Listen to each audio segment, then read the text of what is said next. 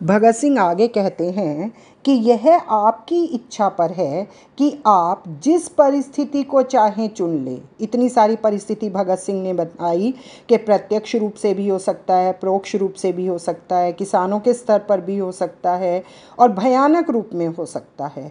तो ये आप लोगों की मर्जी है कि आप कोई भी परिस्थिति चुन लें, परंतु यह युद्ध चलता रहेगा जब तक कि हमें स्वतंत्रता नहीं मिल जाती। इसमें छोटी छोटी बातों पर ध्यान नहीं दिया जाएगा। बहुत संभव है कि युद्ध भयंकर रूप धारण कर ले। छोटी मोटी ऊंच नीच चलती रहेंगी और ये हो सकता है कि आगे यह युद्ध भयंकर रूप धारण कर ले और यह उस समय तक समाप्त ना हो जब तक कि समाज का वर्तमान ढांचा समाप्त नहीं हो जाता। ये पूंजीवाद वाला हमारे ऊपर निराश्रित लोगों पर जो अत्याचार हो रहे हैं, जब तक कि ये ढांचा समाप्त नहीं हो जाता, जब तक हम स्वतंत्र नहीं हो जाते, तब तक ये युद्ध चलता रहेगा। प्रत्येक व्यवस्था में परिवर्तन या क्रांति नहीं हो जाती और सृष्टि के में एक नवीन युग का सूत्रपात नहीं हो जाता। सूत्रपात होना, आरंभ होना, जब तक कि ये व्यवस्था परिवर्तित नहीं हो जाती पूंजीवाद की, साम्राज्यवाद की, तब तक, और नए युग का सूत्रपात नहीं हो जाता, नए भारत का, स्वतंत्र भारत का आगाज नहीं हो जाता, तब तक यह युद्ध चलता रहेगा। निकट भविष्य में यह युद्ध अंतिम रूप में लड़ा जाएगा और तब तक निर्णायक होगा। मुझे आशा है, मुझे विश्वास है कि आगे आने वाले समय में यह युद्ध अंतिम युद्ध रूप में लड़ा जाएगा और निर्णायक होगा।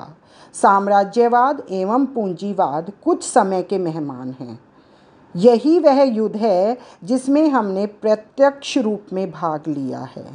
तो साम्राज्यवाद और पूंजीवाद बिल्कुल जड़ से नष्ट हो जाएगा। हम इसके लिए अपने पर गर्व करते हैं कि यह युद्ध न तो हमने आरंभ ही किया है और न यह हमारे जीवन के साथ समाप्त ही होगा। हमें गर्व है कि हमारे से पहले ये युद्ध आरंभ हुआ है और हमारे जाने के बाद यह युद्ध समाप्त होगा। हमारी सेवाएं इतिहास के इस अध्याय के लिए मानी जाएंगी जिसे यतीन्द्रनाथ दास और भगवती चरण के बलिदानों ने विशेष रूप में प्रकाशमान किया है। इतिहास के पन्नों में हमारा नाम भी लिखा जाएगा, जिस प्रकार यतीन्द्रनाथ दास एक क्रांतिकारी हुए हैं जो लाहौर जेल में मर गए थे, और भगवती चरण वर्मा जो हिंदी साहित्यकार हुए हैं, उनका बलिदान जिस प्रकार प्रकाशमान है, उसी तरह से इतिहास के पन्नों में हमारा बलिदान भी सुनहरे अक्षरों में लिखा जाएगा। जहाँ तक हमारे भाग्य का संबंध है, हम पूरा जोर देकर आपसे यह कहना चाहते हैं कि आपने हमें फांसी पर लटकाने का निर्णय किया है, आप ऐसा करेंगे ही। और जहाँ तक हमारे भाग्य का संबंध है कि हमारे भाग्य में क्या लिखा है, और आप लोगों ने ये निर्णय ले ही लिया है कि हमें फांसी पर लटका दिया जाए, और आप हमेशा से यही करते आए हैं कि क्रांतिकारियों को फांसी दे दी जाए। आपके हाथों में शक्ति है, आपको अधिकार भी है, परंतु इस प्रकार आप जिसकी लाठी उसकी भैंस वाला सिद्धांत ही अपना रहे हैं और उस पर कटिबद्ध है, उस पर टिके हुए हैं कि जिसकी लाठी उसकी भैंस। इस समय आपका साम्राज्य हमारे देश में है और आप जो चाहें वो कर सकते हैं। वकील अभियोग की सुनवाई इस वक्तव्य को सिद्ध करने के लिए प्राप्य है कि हमने कभी कोई प्रार्थना नहीं की और अब भी हम आपके किसी प्रकार की दया की प्रार्थना नहीं करेंगे, कि सारे वकील अभियोग इस बात के गवाह हैं कि हमने कोई मर्सी अपील नहीं लिखी, आपसे कोई प्रार्थना नहीं की, हमने कोई दया की भीख नहीं मांगी कि हमारी फांसी माफ़ कर दी जाए।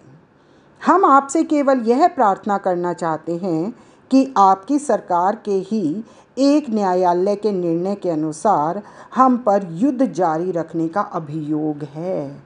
हम तो ये प्रार्थना करते हैं कि हम पर यही आरोप लगाया जाए कि हमने युद्ध जारी रखा है, स्वतंत्रता का युद्ध। इस स्थिति में हम युद्धबंदी हैं और इस तरह से हम युद्ध को लड़ते हुए, युद्ध करते हुए बंदी हुए हैं।